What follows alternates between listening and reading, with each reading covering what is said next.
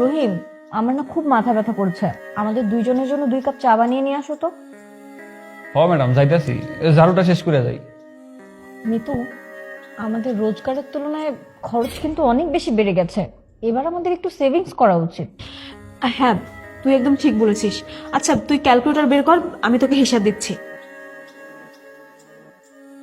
1200 টাকা আমাদের খাবার খরচ, 900 টাকা আমাদের মুভির টিকিট, 3000 টাকা আমাদের কেনাকাটা, তারপর হচ্ছে 15,000 টাকা আমাদের বাসা ভাড়া, আর 1300 টাকা। এভাবে আসতে বল, এভাবে বললে তো ক্যালকুলেটরও হিসাব করতে পারবো না। ম্যাডাম 21,400 টাকা হয়েছে। এই, তোমার এত সাহস কি করে হলো? তুমি দেখতে পাচ্ছ না আমরা দুজন কথা বলছি, আমাদের দুজনের মাঝখানে তুমি কেন কথা বলছো? নিজের কাজ করো, বুঝতে পেরেছো? এই, ও কিন্তু একদম ঠিক কথাই বলেছে। ও কিন্তু নিখুঁতভাবে কিন্তু হিসাব করেছে, 21,400 টাকাই হবে। আরে তুই ব্যাপারটা বুঝতে পারছিস না, ও আন্দাজে ঢিল মেরেছে আর হয়ে গেছে। ওকে শিক্ষিত নাকি? ও তো মূর্খ, আমাদের বাসায় কাজ করে, ও কি করে জানবে পড়াশোনা? আর এসব হিসাব কি ও করতে পারবে নাকি? আমরাই তো পারছি না, দেখছিস না ক্যালকুলেটর নিয়ে বসে আছি। আচ্ছা রহিম, একটা কথা শোনো তো। জি আফা বলেন। আচ্ছা, এত বড় একটা ক্যালকুলেশন তুমি এত ফাস্ট কিভাবে করলে? তুমি কি পড়াশোনা একটু জানো? ম্যাডাম আসলে আমি উফ, তুই চুপ কর তো। শোনো, তোমাকে আমি একটা হিসাব জিজ্ঞেস করছি, বলো তো কত হয়? 490 প্লাস 510 যোগ 600, বলো। আরে তুইও না, একটু টাইম দে না। ম্যাডাম এটা তো একদমই সহজ, মাত্র 1600 টাকা। আরে বাহ, একদম সঠিক উত্তর। আরে তুই বুঝতে পারছিস না কেন? ও এটাও আন্দাজে বলে দিয়েছে। দাঁড়া, ওকে আমি আরেকটা কোশ্চেন করছি। শোনো, তুমি আমাকে আরেকটা হিসাব করে দেখাও তো। 360 যোগ 640 যোগ 200। আমি শিওর এবার তুমি পারবে না। ম্যাডাম এটা তো সহজ, 1200 টাকা। আরে দেখলি কত সুন্দর, এটাও বলে দিল। আমি তো ভাবতেই পারি না একটা কাজের ছেলে এত ব্রিলিয়েন্ট কিভাবে হতে পারে। বিশ্বাস কর, আমার একটু বিশ্বাস হচ্ছে না। হ্যাঁ, আমার তো বিশ্বাসই হচ্ছে না। তুমি যদি এত ভালো পড়াশোনা জানো, তাহলে আমাদের বাসায় কাজ করছো কেন? তুমি তো পড়াশোনা করলেই পারতে।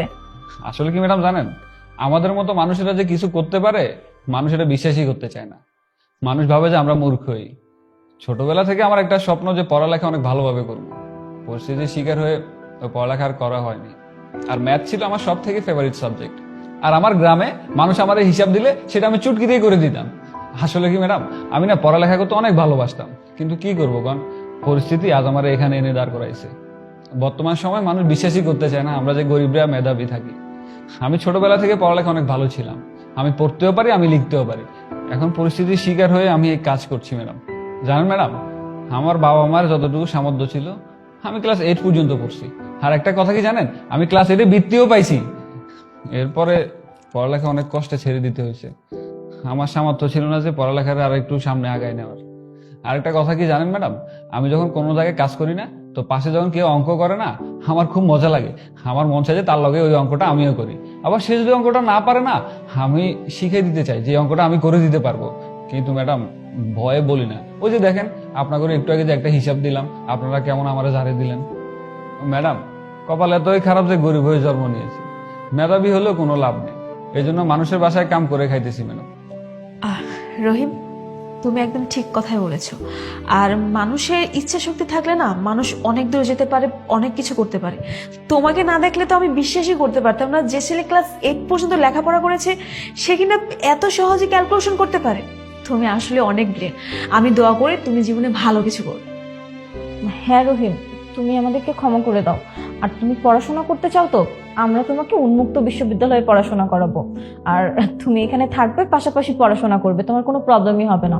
ওইখানে যা খরচ হবে সব আমরা দুজন মিলে দিয়ে দিব।